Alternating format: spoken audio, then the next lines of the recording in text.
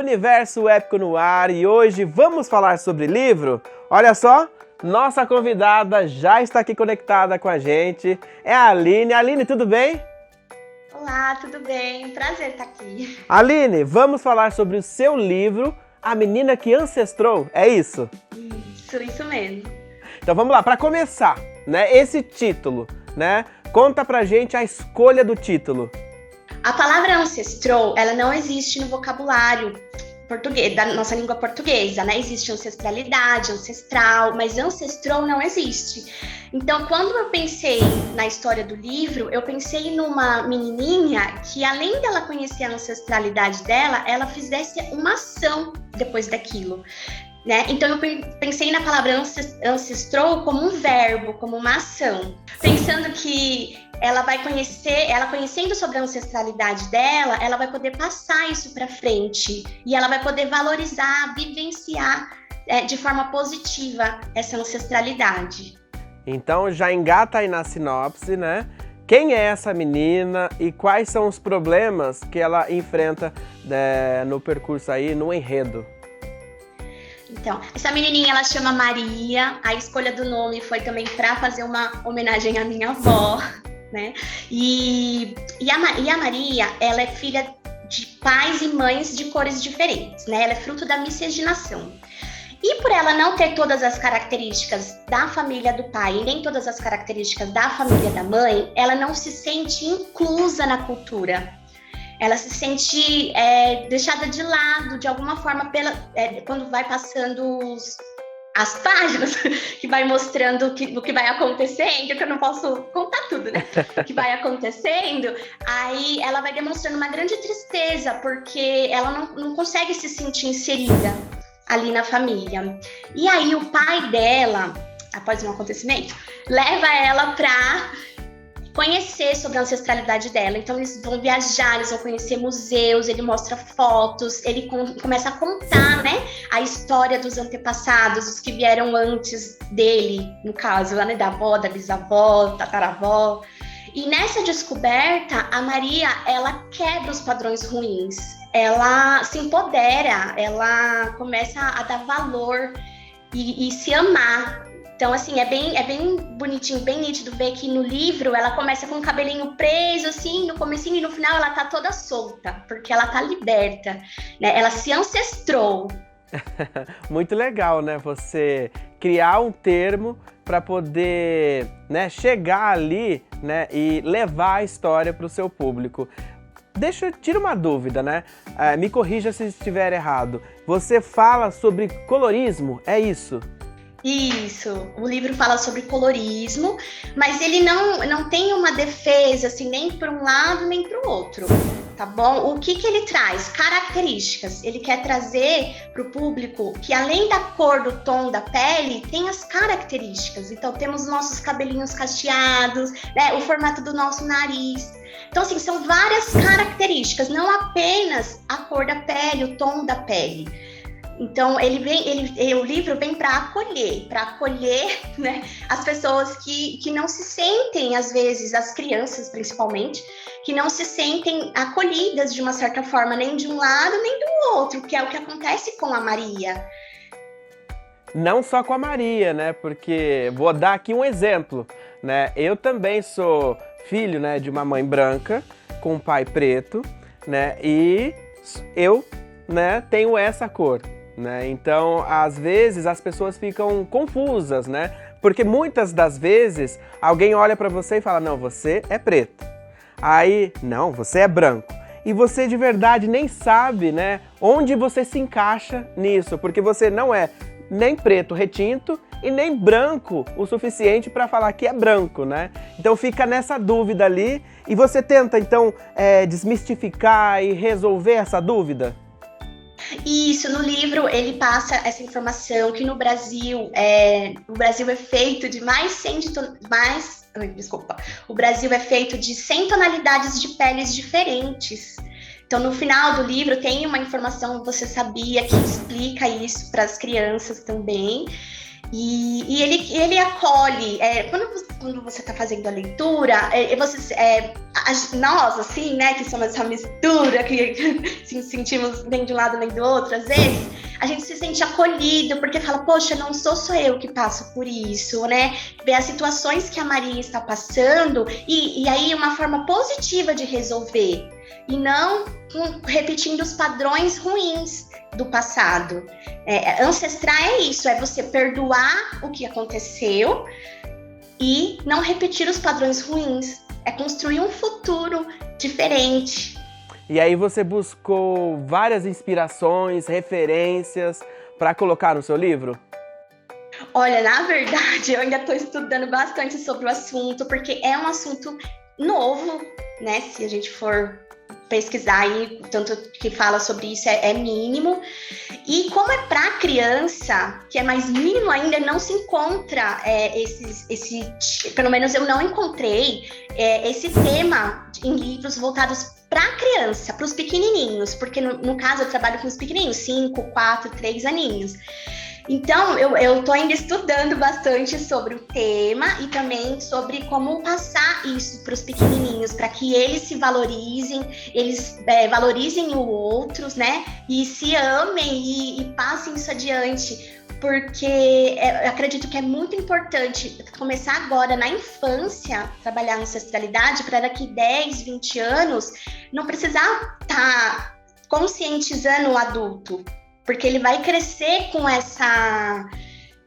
esse sentimento de pertencimento, com esse sentimento de saber a verdadeira história do Brasil, porque isso também é ancestralidade. Nós sabemos a verdade da história, né, do que o Brasil é formado, né? O Brasil, mais da metade da população, nós somos pretos, nós somos negros, mesmo os que denominam-se pardos. No final de tudo, pardos está dentro do negro, né? Da raça, da etnia, raça negra. Então, assim, é saber que sim, eu sou preta, eu sou negra, e qual é a minha história, o que aconteceu para eu estar aqui hoje, né? Quais foram os ocorridos com os meus avós. Eu sou neta de filha de índia e de filho de pessoas que foram escravizadas, né?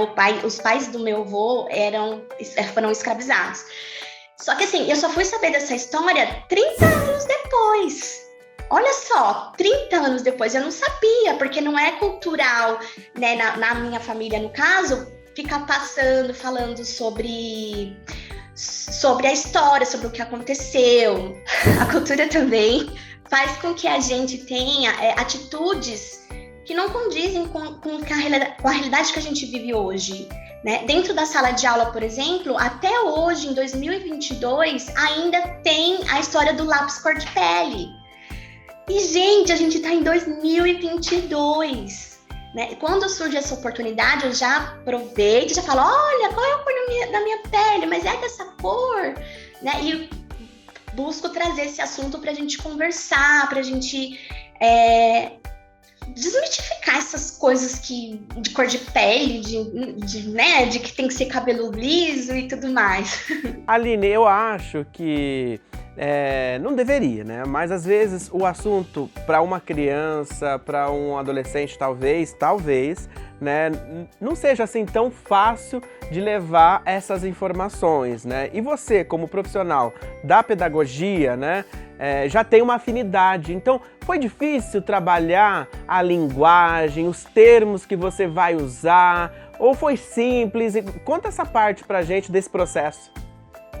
Sim, olha, as crianças são muito inteligentes. Nós, adultos, que subestimamos elas, mas elas são extremamente inteligentes. Até de contar a história sem tocar em nenhum tema, apenas contar, já surgiu um assunto para ser conversado, né, na roda depois da história. Então, assim, com eles é de forma muito lúdica, é por meio de brincadeiras, de histórias, de uma conversa afetiva, porque é muito importante a gente saber ouvi-las, porque elas trazem muitas coisas de casa, né, da convivência, da vivência delas. É a gente fazer uma leitura de mundo das famílias, então envolver as famílias também, né, nesse amor pelos que vieram antes de nós. São coisas simples, com os pequenininhos, né? Por exemplo, um chá que cura a dor de cabeça, por exemplo. Então, assim, é uma ancestralidade, é uma coisa que veio dos nossos ancestrais, né? Usar as folhas, as plantas como forma de medicação. Então, assim, para as crianças, a gente tem que trazer essas coisinhas mais simples, né? É o eu, como eu sou, como é o outro, né? As coisas que eu amo em mim, porque a gente tem que aprender a se amar. Falta muito, muito isso. No Brasil, porque eu vejo nas crianças pequenininhas, elas falam, meu cabelo é feio, eu não queria ser dessa cor, minha mãe fala, né, assim, e é muito triste isso, porque eles são crianças e eles são lindos, né, são perfeitos, cada um do seu jeitinho, com suas características, suas qualidades. Então, primeiro, né, com as crianças é essa função do amor próprio mesmo, de valorizar as características, aquilo que a gente tem de mais lindo. Dá para perceber o quanto você é apaixonada, né, pelo seu trabalho e pela história que você está levando para elas. Sim, eu sou muito, muito... eu estou muito contente de poder estar aqui divulgando o livro, porque é um sonho realizado. Nossa, eu nunca imaginei que ia conseguir estar aqui, estar lançado. E o meu sonho é que alcance todo o Brasil, todas as crianças do Brasil possam se identificar, ser acolhidas e que as famílias possam trazer essa ancestralidade para dentro de casa. E mostrar para eles que é importante sim as histórias passadas e trazer a real história. Você trabalhando o livro, né, o seu livro, né, quais foram os retornos, né, dos pais, das crianças? Foram muitos. Eu digo que foi muito mais retorno dos pais do que das crianças. Porque, como você disse, eles ainda estão aprendendo, estão conhecendo, apesar que eles são muito inteligentes, viu? A gente que subestima eles.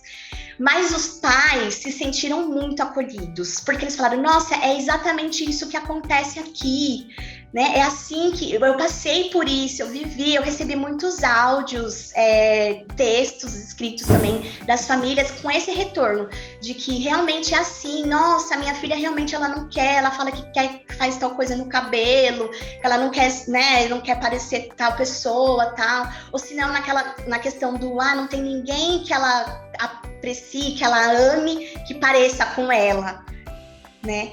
E tem a menininha que ancestrou agora, então, assim, as mães estão passando muito, muito amor pra mim, assim, falando que o livro tá acolhendo de verdade, tanto as crianças, quanto as famílias. Eu sei que a menina que ancestrou tá bem fresquinha, né? Acabou de sair do forno, mas e aí, né? Quais são os seus planos? Dá para continuar a história? Não, vou parar por aqui, mas eu tenho outras histórias para contar. Como é que vai ser? Quais são seus planos? Bom, eu quero divulgar bastante primeiro esse, né, que ele tá saindo do forninho agora, mas a continuação da história chama A Menina Ancestrada. Já tá escrita, mas não tá ilustrada ainda, mas já tá escrita, e é a mesma personagem, a Maria, e depois que ela se ancestrou, ela vai passar essa ancestralidade para frente, para os amiguinhos, para os adultos que convivem com ela, vai ensinar os familiares dela a quebrar os padrões ruins. Então, nesse segundo livro é uma continuação, né? E só que ao invés de ser a menina que ancestrou, é a menina ancestrada, porque ela já está ancestrada, ela já sabe a raiz dela, ela já conhece, ela já se valoriza e ela vai passar isso para os que ela conhece. Então... Mas ainda tá escrito, mas ainda não tá não tem nada certo ainda. Não, tem bastante trabalho por aí, né? Sim, se Deus quiser. Viajar cidades para divulgar, fazer bastante chamadas, entrevistas, né? Eu não sei, porque eu tô no comecinho, eu ainda tô assim, caindo de paraquedas, né, nesse ambiente novo, até nas mídias mesmo sociais, eu não sou tão assídua, eu sou mãe, eu tenho 2 filhos pequenos, então eu não consigo estar sempre ali postando, né, interagindo, então é tudo muito novo para mim, estou entrando aí nesse universo agora, eu não sei nem o que me espera, mas o meu desejo é poder passar para todo o Brasil, poder dar oportunidade para todas as crianças do Brasil se conhecerem esse livro. Então, o segundo volume lá pelo segundo semestre, por aí. É, do ano que vem. Porque 2023 ainda tem que trabalhar bastante esse, porque ele foi lançado agora no finalzinho do ano, né? Aham. E é um tema que não precisa de uma data específica para trabalhar, porque ancestralidade é sobre a família, é sobre os que vieram antes. Então, é um tema que dá para trabalhar o ano inteiro. E quem, né, quer conhecer um pouquinho mais da ancestralidade, né? Como é que faz, né? Para achar você, achar o livro? Nas redes sociais, eu estou como Reflegria Escritora.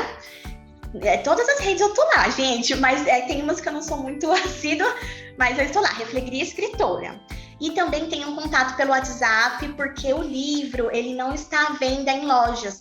Eu não consegui esse feito ainda. Ele está na Amazon como e-book, mas como é um livro infantil, as crianças gostam de ter o livro para pegar na mão, para ver, né? Então, a venda do livro físico é diretamente comigo pelo WhatsApp, que também dá para acessar lá no link do Instagram.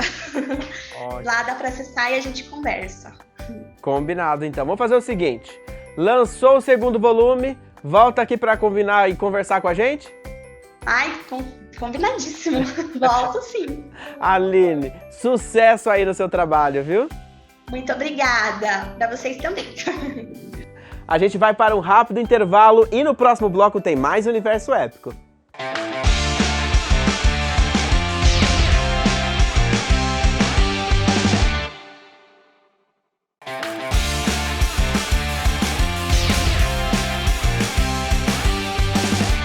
Estamos de volta, segundo bloco do Universo Épico, a gente segue aqui falando sobre livro e agora a nossa convidada é a Jéssica, que já está aqui comigo. Jéssica, tudo bem? Olá, tudo bem? É um prazer estar aqui com você. Jéssica, conta pra gente, né? Fala aí sobre a sinopse da Herdeira Escondida.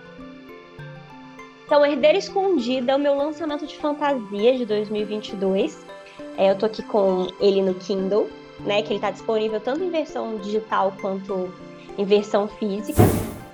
E Herdeira Escondida é uma fantasia juvenil que vai acompanhar a Aurora. A Aurora é uma adolescente que tinha uma vida normal, até que no aniversário de 16 anos dela, ela vai ser abordada por um bruxo das trevas que quer capturá-la, e ela vai descobrir que ela tinha sido adotada, que ela foi enviada para o futuro para ser protegida do verdadeiro pai, e que ela é a última herdeira de um clã de bruxos muito poderoso. Então, assim, tem uma fantasia, né, aventura, ação, para dos 7 aos 117 anos. E aí você, da onde que surgiu, né, a história? Né, tem muita inspiração e referências em algum livro ou algum filme? Então, eu sou escritora desde sempre, né? Algumas pessoas brincam que eu escrevo desde a barriga da minha mãe. Eu publiquei meu primeiro livro, eu tinha 14 anos, e aí, a partir disso, eu sempre gostei de fantasia, de livros nesse estilo, apesar de hoje eu também escrever romance, ficção científica, policiais. E o primeiro livro nesse universo que eu escrevi foi o Magia, quando eu tinha por volta dos 16 anos. Aí, quando eu tinha 16 anos, eu escrevi o Magia, que é o primeiro livro nesse universo, que começa a apresentar os bruxos. E eu tenho outros 8 livros nesse universo, e o Herdeira Escondida, ele vem com novos personagens, uma nova geração. É uma série que pode ser iniciada a partir dele, mas já faz parte desse universo aí que me acompanha há 10 anos, porque eu já estou com 26. E além desses, eu tenho mais de 100 livros publicados, né? Ano passado eu fui listada na Forbes, né? No Under 30, né? Os destaques nas suas áreas até os 30 anos. E assim, a escrita sempre foi a minha paixão, né? Eu sempre sonhei em viver de literatura e viver dos livros. Parecia uma missão um pouco impossível, mas a gente está aqui, né? Trabalhando aí nas feiras 12 horas por dia, mas está dando certo. E de onde que sai tanta história? Como é que é o seu processo, né, de escrita, né, para ter tanta história para contar? Então, eu sempre fui muito criativa, eu trabalhei com publicidade até me dedicar exclusivamente aos livros. Hoje, a minha rotina, com exceção dos momentos que eu viajo para eventos, como eu estou aqui em Salvador, então aí os dias, né, que estão aqui tão voltados para os eventos, Aí eu vou trabalhar com a venda direta dos livros, eu fico lá no stand o tempo todo, então as pessoas passam, se aproximam, eu apresento um pouco da história, entrego um marcador, falo um pouco dos livros, então assim, tem muito de contar as histórias, né? A gente faz um breve resumo de cada trabalho, eu tento ver com o leitor o que ele gosta mais, porque como eu tenho livros de diversos gêneros, para diversas idades, então eu falo um pouquinho. Agora, no dia a dia, quando eu tô em casa, eu faço um horário comercial ali, das 9 às 18, 19, de escrita, né? Paro só pro almoço, sento, desligo o telefone, desligo tudo. Quem quiser falar comigo vai ter que ligar pro meu marido, né? Em caso de vida ou morte, porque ele trabalha home office desde a pandemia. Então, geralmente, quando alguém precisa falar comigo com urgência, ligam para ele, porque ele deixa o telefone ligado. Eu desligo tudo, e aí eu vou escrever durante o dia inteiro. E aí eu paro à noite, aí à noite eu vou, faço uma comida e volto a trabalhar com os livros de novo, e é isso de segunda a segunda, praticamente. Jéssica, a sua rotina ela é intensa, né? E muita, né, pelo que você contou, muita disciplina, né? Muito o hábito, né? Para poder ter a escrita, né? Ter a consistência, né? do trabalho, né?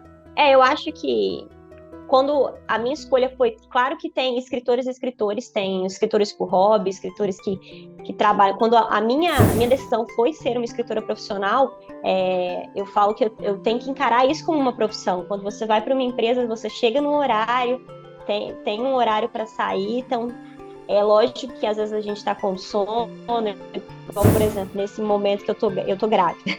Então, assim, o cansaço, o mal-estar, mas... é como se eu tivesse que ir trabalhar. Então, eu dependo desse esforço. Ô, Jéssica, agora você é uma escritora desde a sua adolescência, né? E já foi listada numa das revistas mais importantes, né? Que reconhece todo o seu esforço, o seu trabalho. Normalmente, eu pergunto para o escritor se ele está satisfeito com a obra dele, quando ele entrega a obra final, né, tá ali para o público, o leitor, tá satisfeito? Agora eu vou inverter essa pergunta. Eu quero saber se você tá satisfeita, né, como escritora, até o seu percurso, essa jornada que você chegou até esse momento. Eu acho que sim. Eu falo muito que hoje eu vivo um sonho, né?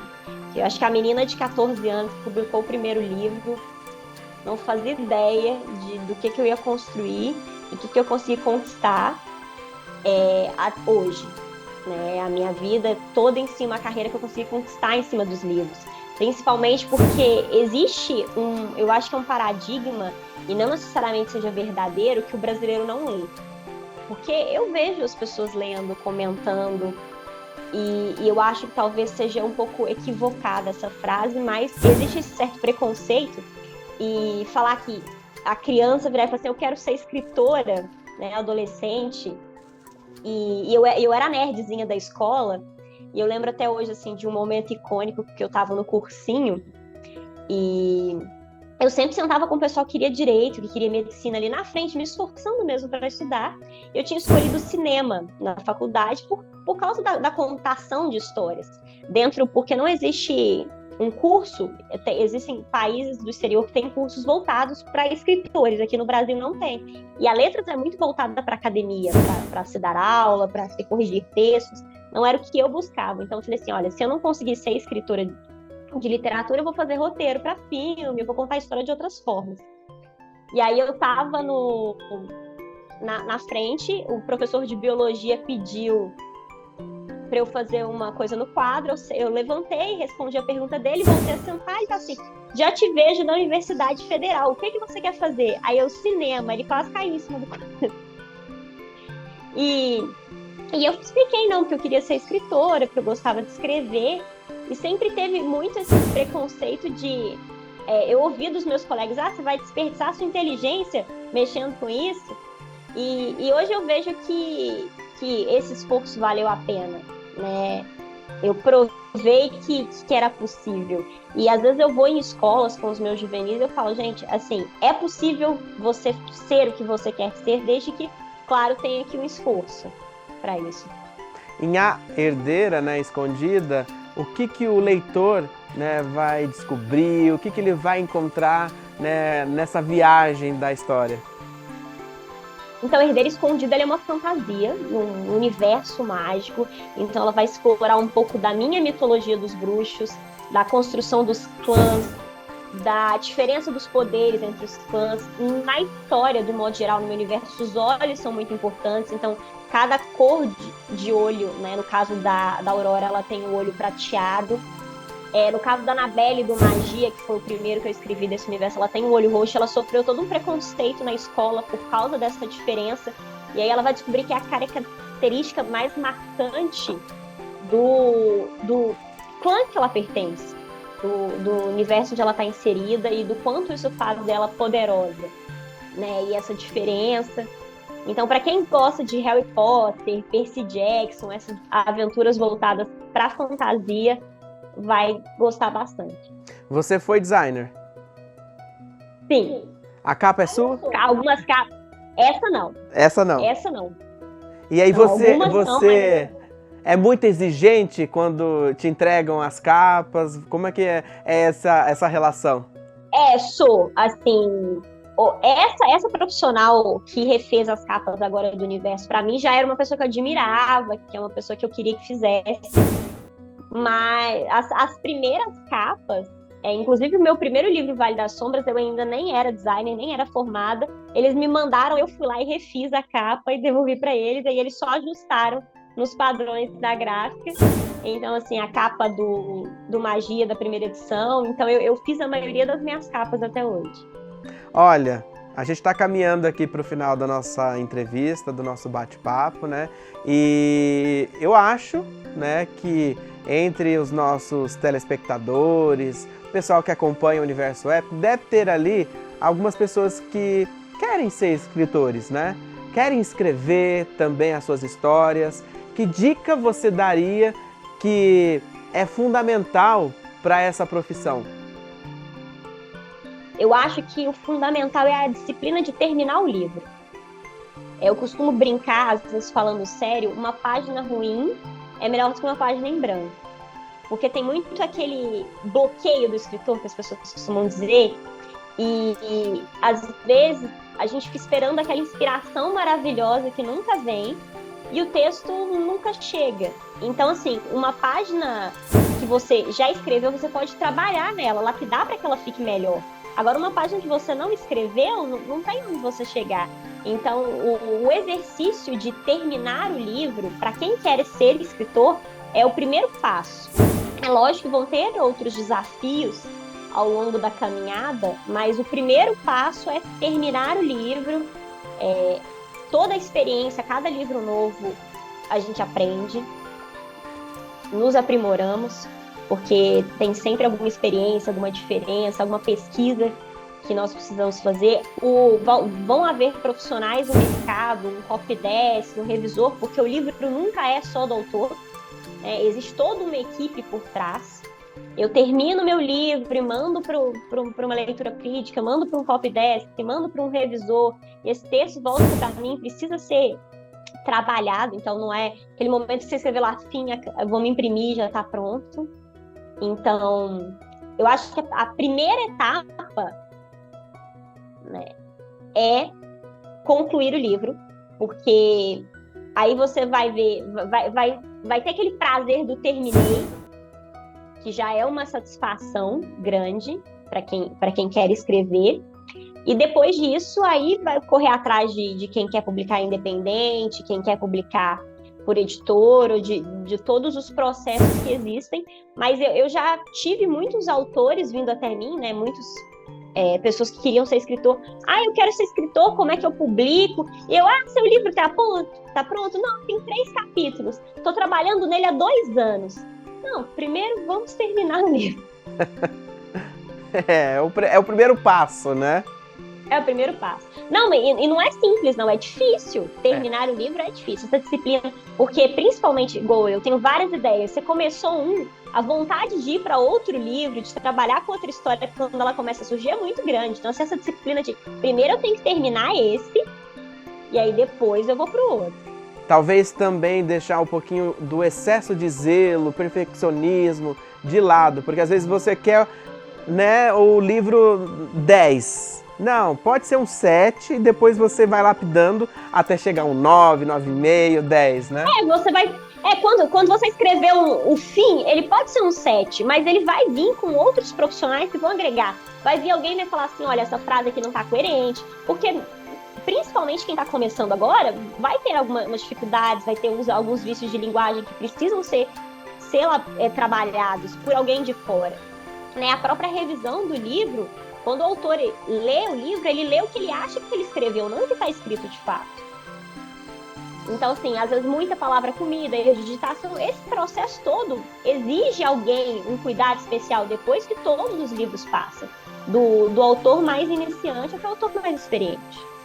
Sensacional! Olha que dica você aí de casa ganhou, hein? E olha, outra dica que ela vai passar agora são as redes sociais, né? Como é que faz para encontrar o livro A Herdeira Escondida e também acompanhar o trabalho da Jéssica? Como é que faz?